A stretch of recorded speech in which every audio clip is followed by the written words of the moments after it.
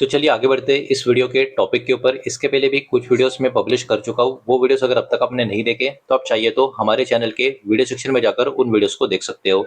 तो यहाँ पर हम टोटल दो कंपनी के बारे में, शेयर्स के बारे में डिस्कशन करने वाले हैं, जिनके बारे में एक कंपनी की तरफ से अपडेट निकल कर आ रही है। उसको एकदम सिंपल वे से यहाँ पर हम समझने की कोशिश करेंगे। तो पहला स्टॉक है फिनो पेमेंट्स बैंक लिमिटेड। 136 के आसपास की क्लोजिंग है। लगभग 1% की तेजी प्रीवियस ट्रेडिंग डे में इस स्टॉक में हमको देखने को मिल चुकी है। इंटरडे का पैटर्न भी इसका ठीक ठाक हमको देखने को मिला है। इसका डायरेक्टली अगर मैं लॉन्ग टर्म का पैटर्न आपको दिखाने की कोशिश करूं, तो जैसे कि यहाँ पर हम देख सकते हैं लॉन्ग टर्म में ओवरऑल अभी के टाइम ये वाला स्टॉक क्लियरली हमको डाउन ट्रेंड में देखने को मिल रहा है। इसका ऑल टाइम हाई का लेवल अगर हम देखने की कोशिश करें तो 550 के आसपास का है, मतलब 545 के करीब का है। मैं गूगल चार्ट के ऊपर ये वाला लेवल आपको बता रहा हूँ, लेकिन कैंडल पैटर्न पे अगर आप चेक करोगे तो इसके भी ऊपर का आपको लेवल दिख जाएगा, बिकॉज कैंडल पैटर्न पे स्विंग हाई स्विंग लो आपको नजर आ जाता है। गूगल चार्ट के ऊपर स्विंग हाई और स्विंग लो दिखाई देता नहीं है। तो जो भी लेवल अवेलेबल है वो मैं आपको दिखा रहा हूँ। 545 के करीब का ऑल टाइम हाई का लेवल है और अभी यही स्टॉक 136 रुपए के करीब ट्रेड करता हुआ नजर आ रहा है। मतलब ओवरऑल अपने ऑल टाइम हाई से काफी बड़ी गिरावट में अभी के टाइम ये वाला शेयर हमको देखने को मिल रहा है। और आप कह भी सकते हो कि अपने ऑल टाइम लो के जोन में ये वाला शेयर अभी के टाइम पे हमको नजर आ रहा है। तो अभी चलिए आगे बढ़ते हैं। सबसे पहले इस कंपनी ने क्या अनाउंसमेंट किया है उसको समझ लेते हैं। तो 2026 जून का बिजनेस अपडेट इस बैंक ने एक्चुअली मार्केट में अपना रिपोर्ट पेश किया है और रिपोर्ट एक्चुअली काफी प्रॉमिसिंग आपको देखने को मिलेगा। सबसे पहले बैंक का लोन रेफलर का जो बिजनेस है वो बढ़ चुका है बहुत ही मजबूत तरीके से। जून 2026 इस महीने में नए कस्टमर का जो अकाउंट ओपनिंग है वो भी इंक्रीज होता हुआ देखने को मिला है। तो ये दोनों पॉइंट्स काफी पॉजिटिव आपको देखने को मिलेंगे। इतना ही नहीं, डिजिटल बैंकिंग का जो यूसेज है वो भी हेल्दी ग्रोथ यहाँ पर शो कर रहा है। साथ ही साथ ट्रेडिशनल ट्रांजैक्शन का बिजनेस है वो अभी के टाइम थोड़ा सा प्रेशर में, अंडर प्रेशर आपको देखने को मिलेगा, बिकॉज यूपीआई का यूसेज काफी हाई हो रहा है। तो ये हल्का सा नेगेटिव पॉइंट आपको नजर आएगा, लेकिन बाकी के जो पॉइंट्स है काफी पॉजिटिव आपको नजर आएंगे। अब जरा नंबर्स के हिसाब से इनको समझने की कोशिश करते हैं। सबसे पहले लोन रेफरल ग्रोथ की अगर हम बात करें तो ये अभी 240 करोड़ के आसपास पहुंचता हुआ आपको नजर आएगा। अब ये ग्रोथ कितनी बड़ी है इसका अंदाजा आप लगाइए। जून 2025 में पिछले साल ये नंबर था 68 करोड़ का, और 68 करोड़ से अब सीधा 240 करोड़ का जंप हमको देखने को मिल रहा है। मतलब ये कोई छोटा सा नॉर्मल जंप नहीं है, एक साल के हिसाब से ये 253% का बहुत ही बड़ा जंप हमको देखने को मिल रहा है। तो ये सिंपल सी बात है, काफी पॉजिटिव बात है। उसके बाद कस्टमर्स की ग्रोथ की बात करें, 3.13 लाख नया अकाउंट जून 2026 में खुलता हुआ देखने को मिला है। ये 31% ऊपर की तरफ है अगर इसको हम लास्ट ईयर से कंपेयर करेंगे तो। टोटल कस्टमर का अकाउंट जो नंबर है, जो काउंट है, वो 1.8 करोड़ तक यहाँ पर पहुंचता हुआ देखने को मिला है, जो ऑब्वियस सी बात है हमारे कंट्री के लिए, हमारे कंट्री में कहीं ना कहीं ये बहुत ही ह्यूज नंबर आपको देखने को मिलेगा इस कंपनी के लिए। उसके बाद डिजिटल बैंकिंग की ग्रोथ की बात करें तो डिजिटली एक्टिव कस्टमर्स बढ़ चुके 22% से। ओवरऑल जो नंबर है 64.7 लाख के करीब आपको नजर आएगा। फिनो पे ऐप एक्टिव यूजर भी यहाँ पर 38% से ग्रो हो चुका है। यहाँ पर भी नंबर 8.4 लाख के करीब आपको देखने को मिल रहा है। इतना ही नहीं, टोटल डिपॉजिट भी इंक्रीज हो चुका है 11% से और नंबर आ चुका है 2755 करोड़ के आसपास का। तो ओवरऑल अगर हम नंबर देखें काफी प्रॉमिसिंग, काफी बढ़िया यहाँ पर हमको देखने को मिल रहा है। अब बिजनेस स्ट्रेटेजी का जो पॉइंट है वहां पर हम बात करें तो कंपनी अभी कहीं ना कहीं इनका जो लोन रेफर का जो बिजनेस है उसको एक्सपांड करते हुए आपको देखने को मिलेगी।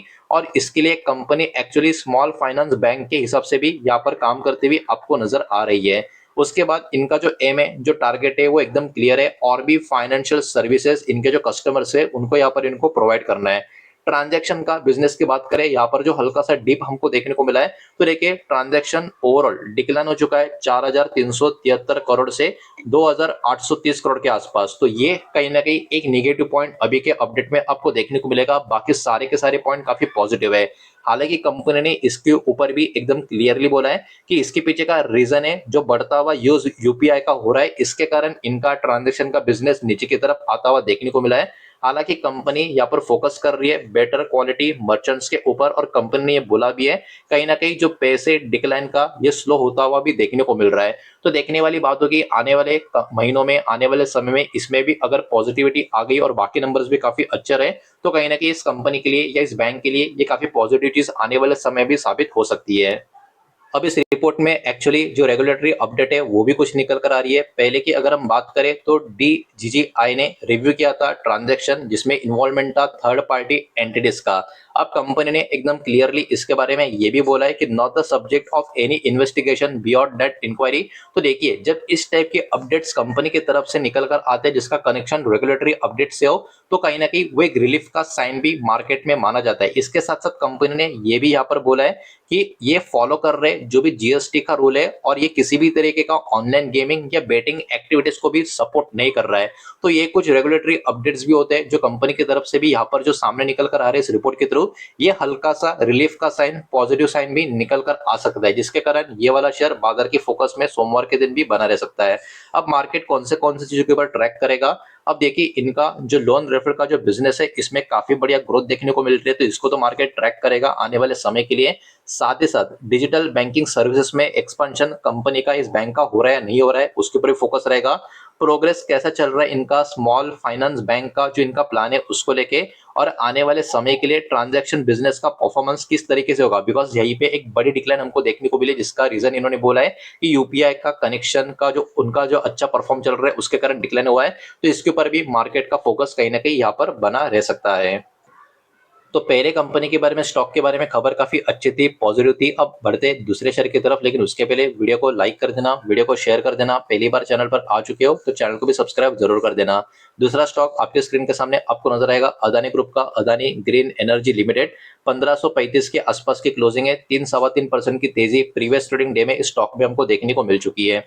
अब देखिए, इसका लॉन्ग टर्म का पैटर्न यहाँ पर हम देखने की कोशिश करें तो इसका भी लॉन्ग टर्म का पैटर्न कहीं ना कहीं काफी ज्यादा वॉलेटिलिटी वाला हमको देखने को मिलेगा, लेकिन अभी के टाइम ओवरऑल अप ट्रेंड में नजर आ रहा है। हालांकि पिछले कुछ सालों में स्टॉक में बड़ी गिरावट भी हमको देखने को मिली है। ऑल टाइम हाई का लेवल अगर हम देखने की कोशिश करें 2883 के आसपास का देखने को मिल रहा है। और सेम वही बात जो पहले स्टॉक के बारे में मैंने आपको बताई, इसको अगर आप गूगल चार्ट के ऊपर देखोगे तो ऑल टाइम हाई का लेवल इसके भी ऊपर आराम से आपको दिख जाएगा, बिकॉज वहां पर स्विंग हाई स्विंग लो दिखाई देता है। तो ये गूगल चार्ट के ऊपर जो लेवल अवेलेबल है वही मैंने अभी के टाइम आपको दिखा दिया है।